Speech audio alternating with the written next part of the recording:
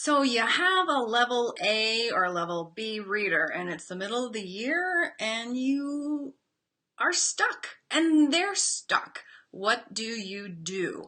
This is a reader's question that I want to bring to you today and I want to answer. It is a common question. We get it quite a lot.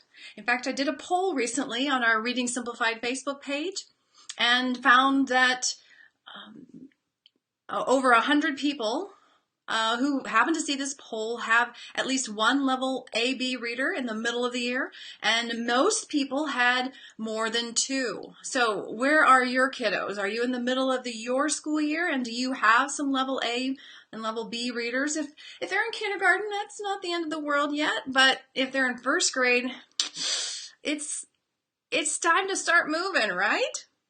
Welcome. I'm Dr. Marnie Ginsberg from Reading Simplified, where we streamline reading instruction and accelerate students' reading achievement.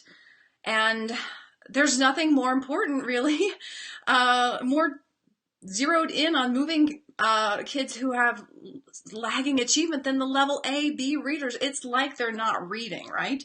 You know it. They're stuck. You've been doing this activity and that activity, and you're giving them so much repetition, and you're doing multisensory, and you are having them write, and you are having them talk and repeat and memorize rhymes and memorize mnemonics, and they're still at level AB, which is basically not reading. What are you going to do? Let me tell you what's in store. We're going to move the needle for those level A and B readers.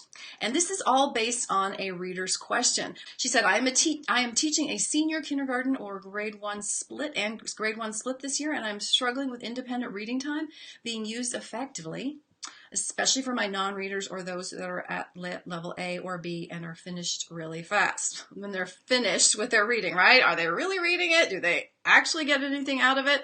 How do I move them forward, especially for my grade 1s? This is a great question. Thank you for our faithful reader.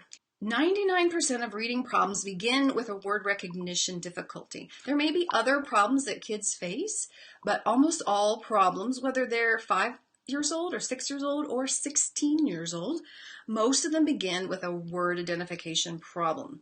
In general, I want you to understand that for word identification, there's a lot of different processes involved, and there are two major things that kids have to learn. And so we see with different kids in their reading problems, we see kind of three different types. One type of reader may have mostly a phonological processing problem. They don't perceive the sounds and words, and they don't see how those map onto print. The purple problem is orthographic mapping, which is a big word. Researchers are throwing it around, but it just means orthographic has to do with the spelling system, remembering spelling patterns, remembering that SH is sh, remembering that OA is O, remembering that S is S. That is, and seeing an S and knowing it's S, seeing an OA and knowing it's O, seeing an SH knowing it's sh. That's orthographic mapping. You are memorizing the visual symbols that map onto those sounds. So those are two different issues. And so notice it's a Venn diagram. What does that mean? That means that we've got kids in the middle who may have both problems. And that's probably what you got going on with your level A and B readers. They probably don't perceive the sounds and words. And so when they're trying to memorize the individual spellings and whole words, it's not connecting it. They're not mapping that information on. That spelling information is not sticking because they don't have the sound processing. So if your kids are at level A and it's past midpoint, they're probably in the middle of that Venn diagram, and they're probably weak with both of these components. And so you might think, well, I need to do both of them. Well, maybe not. There's really just one route to successful reading. And you have to teach phonological decoding or sound-based reading or word attack of unknown words. And as kids get how sounds and symbols work together, they start to map those on as spelling systems in their brain. They memorize stuff sticks. They build neurons that connect sounds and symbols. And they see the word fish over and over again, and they bind ish together. They bind the F, they bind the I, they bind the sh with those symbols. They also bind the fish, and they also bind the f, and they also bind the ish. All of that starts to bind in the mind. It's mapped in the mind. It's memorized. But you can't memorize that without that sound-based root. When we, as kindergarten teachers or first grade teachers, see our kids not memorizing letter sounds and not memorizing sight words, so we think, oh, I have a memory problem. I'm just going to keep giving them a lot of visual information. Most likely, we have not done the early work that we need to do. So this part right here, the phonological decoding, the sound-based word attack, it's missing or it's weak. Maybe we're doing some things, but something isn't working for these kiddos. And you might think, well, I'm doing phonemic awareness. I'm doing phonics. And a lot of our reading programs have you doing phonemic awareness and doing phonics, and it works for a lot of kids, but it doesn't work for everyone. So I want to tell you why. Well, first of all, I just want to repeat, when you really emphasize the visual only approach, it doesn't build the right neural pathways. The kids' brains aren't building the pathways that lead to quick reading. We have lots of studies that show what good readers look like in their brains and what bad readers look like. The good readers, they have sounds and symbols very tightly connected. And we even have studies that when we have a bad reader and we see their brain, and we teach them how to read with the sound-based approach, they become good readers, and guess what? Their brain changes. They actually build these pathways. When they're teenagers, when they're adults, it's doable. So we have to do this phonological route. We have to build phonological decoding. So now we're ready for my 3 steps. Many of you will know these 3 steps, but I'm going to tell you that this recipe integrates all the components that we may be doing, but we're doing them in a disconnected way. We need to put them together and do these activities, and they will move out of level A and B fairly rapidly, unless they have some profound cognitive challenge. Okay, I want to show you a video of a girl doing switch it and read it. I'm going to stop and see if you can tell me what's happening phonologically and orthographically as she's doing these activities. Okay, we're going to do another guy's name. You have Brent. Let's switch it to Brent. Can you say Brent? Do you know any boys or guys named Brent? Okay, let's switch Brent to Brent.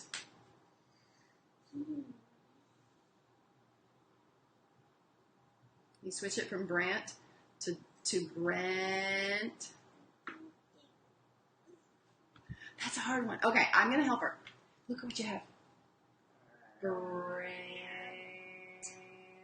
Switch it to Brent. Okay, you're looking up there. You need to look right here. There you go. Oh, you figured it out. Okay, tell me the sounds in Brent. Okay, real short, each one by itself. That's like a dog growling.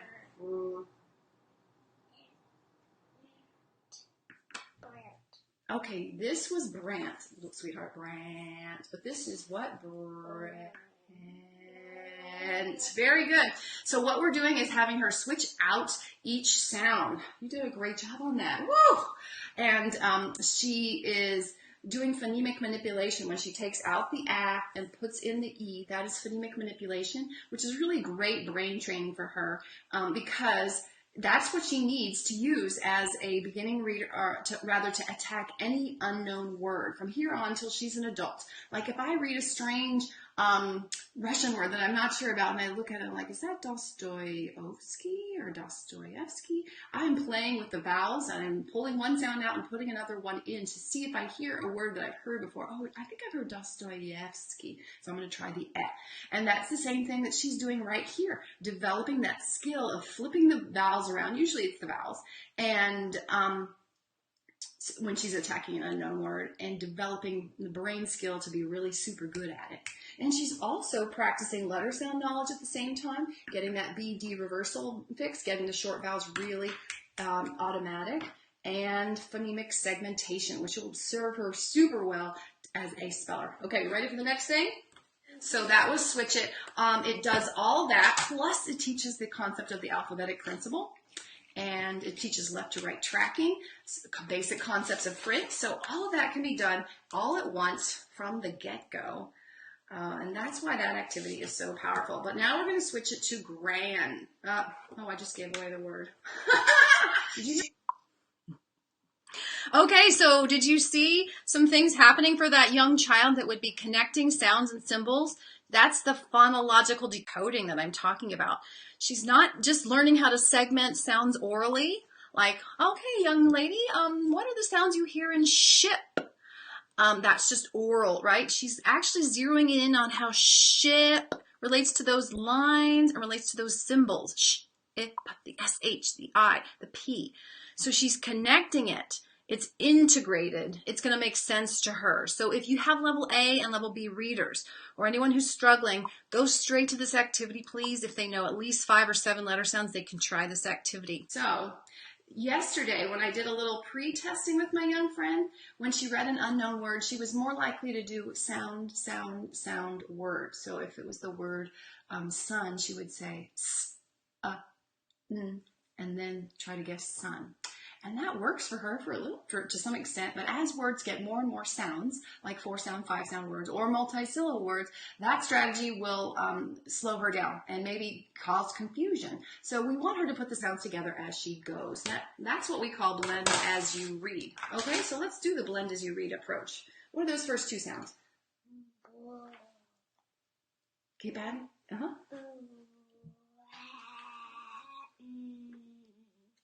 Uh-huh. Bland.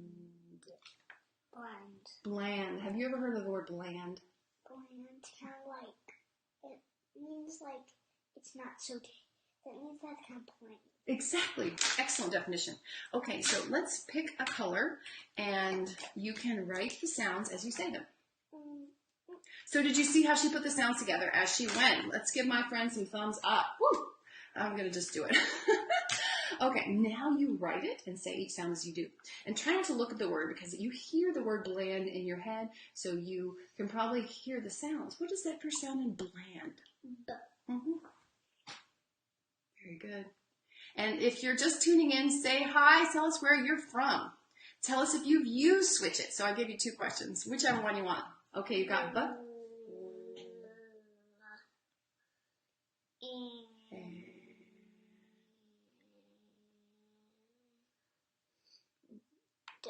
Okay, bland. Notice how I'm emphasizing the sound in the words. Bland. Okay, you were so close because you wrote blad. Blad. What do we need instead to make it bland? Very good. So I don't want her to be looking at the word and then thinking B-L-A-N-D. I want her to be thinking sounds. That's why I covered it up, because she actually could hear all those sounds except that next to last one, because adjacent consonants at the beginning and the end of words are hard. Okay, do you remember the erase it game? This is the last step and read it. Okay.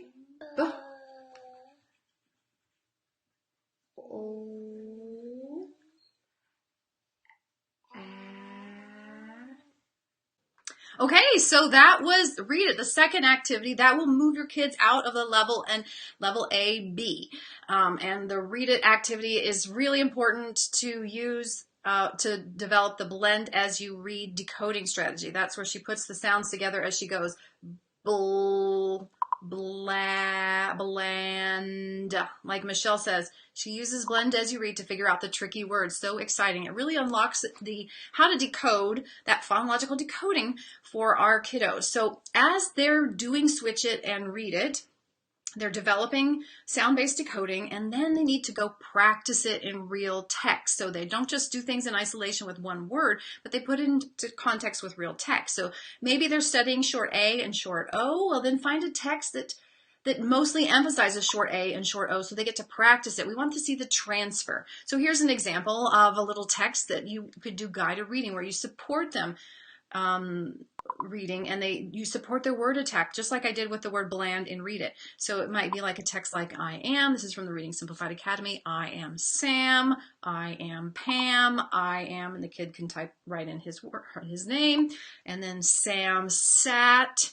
So it's not just always that pattern I am. There's mostly 3 sound words. It's focusing on the short A. You only need to do that for a little bit. Now you probably might say, well, I have done phonemic awareness and I've done some decodable text and I've done some blending, but I just often think that what's happening with the reading programs that we're told to use is that we are told to do a lot of different things and we don't really zero in on just a couple things that are really essential. And I find that those 2 activities, coupled with reading practice so they can transfer it and not just practice where they're on their own, more importantly, practice where they get coaching from you, that is what gives them the ability to develop the phonological decoding system. And when the phonological decoding system is working and then they read and reread, then the letter sounds and the sight words, they start to map. They orthographically map.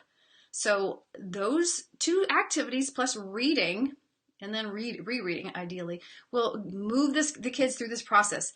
The first 2 activities, switch it and read it, will build their phonological decoding. And as they start to read real text, the units and the whole words will start to orthographically map. They will memorize those spelling patterns, individual sounds, spelling chunks, and whole words.